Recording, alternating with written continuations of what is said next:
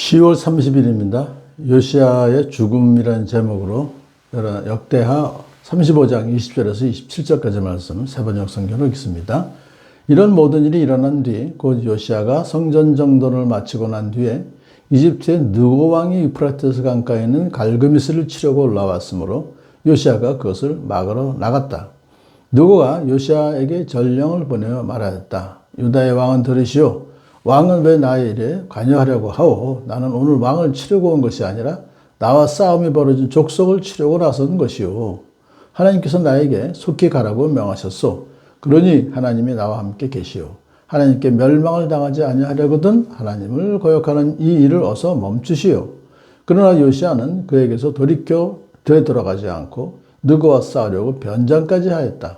이처럼 요시야는 하나님께서 느고를 시켜서 하시는 말씀을 듣지 아니하고 무기또 평원으로 진군하여 가서 싸웠다.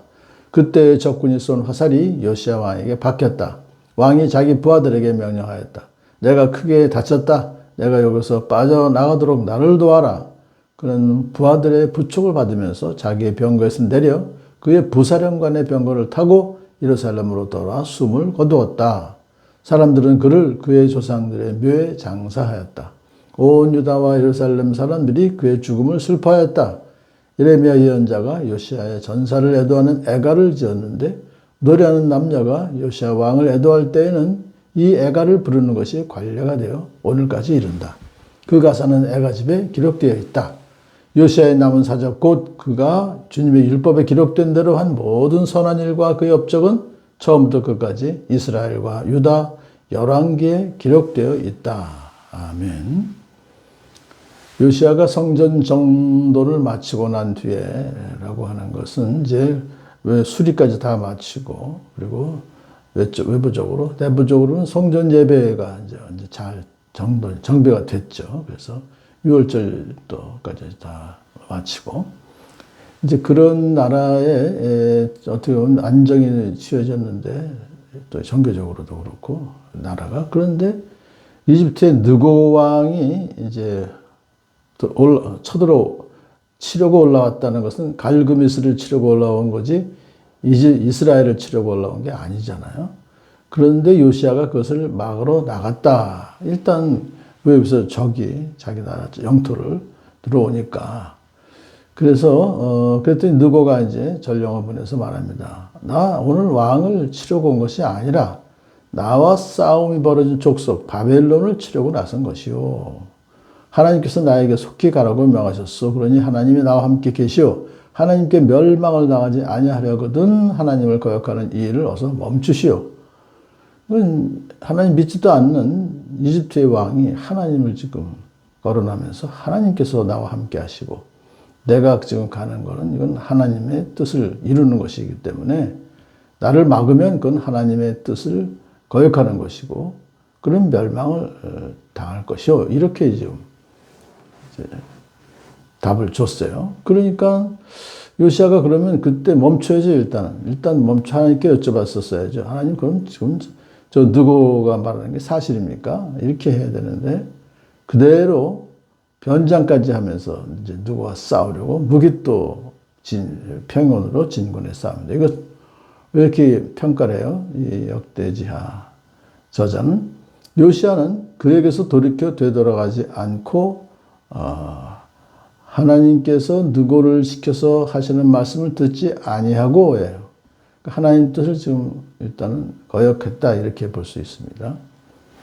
자, 그런데 이제 결과가 어떻게 됐습니까? 적군이 쏜 화살이 요시야에게 박히고 요시야는 결국은 돌아왔지만 숨을 거두고 말았다. 그랬더니 사람들이 그의 조상들의 묘에 장사하였다. 이게 이제 평안히 장사가 된 겁니다. 나라는 아직 유다 왕국은 아직 망하지 않았기 때문에 백성들이 그렇게 왕에 대한 이유를 다 갖췄죠. 그리고 모든 백성들이 다 그의 죽음을 슬퍼하고 예레미야는 애가까지 지어서 그 애가는 계속해서 불렀어요.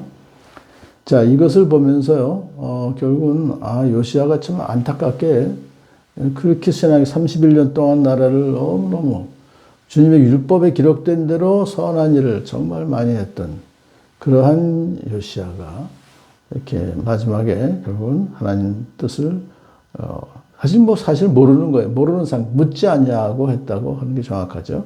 그래서 결국은 이제 죽임을 당했다. 그런데요, 여기서 우리가 생각해 볼 것은 뭐냐면요, 이것은 결국은 그 하나님께서 유다가 망할 것이다라고 일단 예언하셨고, 훌다 선지자를 통해서. 그러나 요시야는 재앙을 내가 죽을 때까지는 내리지 않겠다 그랬죠. 그리고 내가 너를 네 조상에게 보낼 때에는 내가 편안히 무덤에 안장되게 하겠다라는 예언을 이미 하셨잖아요. 이게 다 이루어진 거죠. 결국은. 왜냐하면 하나님께서 재앙을 내리신다는 건 바벨론을 통해서 내리신 재앙이지 이집트 느고를 통해서 내리는 재앙이 아니거든요. 느고는 그냥 지나가려고 했던 거니까. 나중에 이제 바벨론이 결국 이제 예루살렘을 남유다 왕국을 완전히 멸망시키죠. 그 재앙을 보지 않고 보내고 또 죽어서도 조상들의 묘에 장사 지내게 편안히 장사 지내게 하겠다는 그것이 다 사실은 예언이 그대로 이루어졌습니다. 여기서 결국은 하나님은 전쟁터에서 전사하게 놔두셨죠. 요아스를. 이것은 뭐냐면 결국은 하나님께서는 유다에게 쏟으시려던 그 불타는 진노를 결국은 거두어들이지 않으시고 시행을 하는 것이죠. 요시야를 전사하도록 내버려 두시는 것은 하나님의 심판을 이제는 더 이상 연기하지 않으시겠다라고 하는 그런 사인이죠. 그래서 여기서 우리가 한번 생각해 볼 것은 결국은 요시야가 의인이 세상을 떠나는 것은 실상은 재앙을 피하여 가는 것이다. 그는 평화로운 곳으로 들어가는 것이다. 라고 하는 걸 보면서 하나님께서 그를 바벨론에게 험한 꼴 당하기 전에 먼저 불러가셨구나 하는 생각을 할 수가 있고요.